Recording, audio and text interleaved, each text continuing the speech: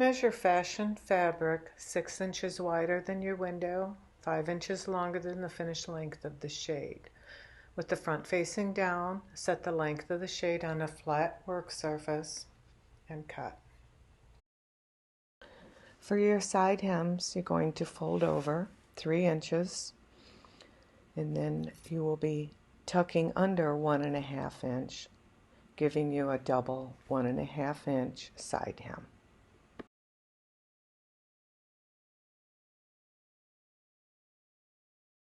Press up 5 inches, tuck in 2.5 inches for your bottom hemline. Pin all 3 hems. Using your pre-cut lining piece, insert into all 3 of your hemlines. Repin.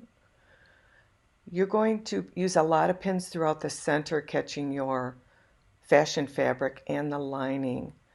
You'll be moving the shade to finish it, and it'll prevent any shifting or lines when you go to install your Roman shade.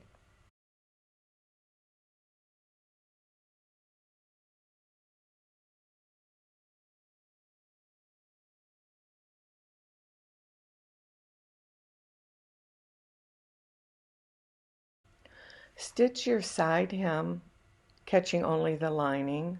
If you use a blind stitch, it will not show on the front of your shade when you go to install it.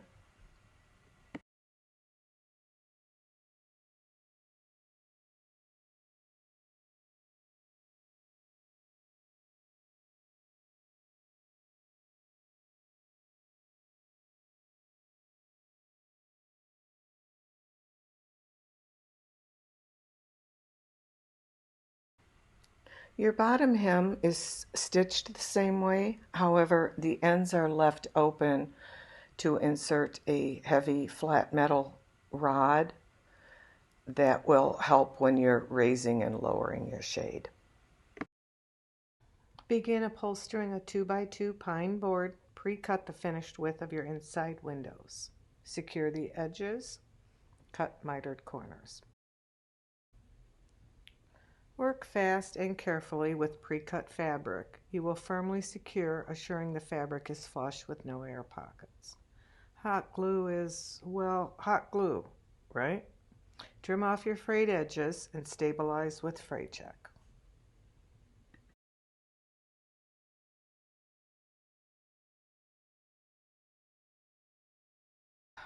Top edge of wood mount is placed accurately at the top edge of the finished length of the shade.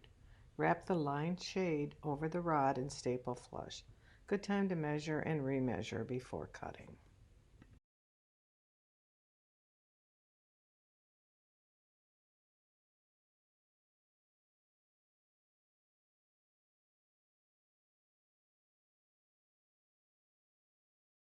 Weave 3 ends of the fabric edges on the rod and shade tight to reduce any bulk when installing.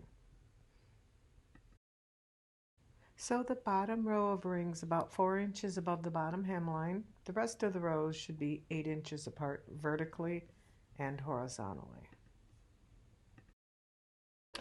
Knot and glue cording to the bottom rings and thread up through the eye screws towards the clutch.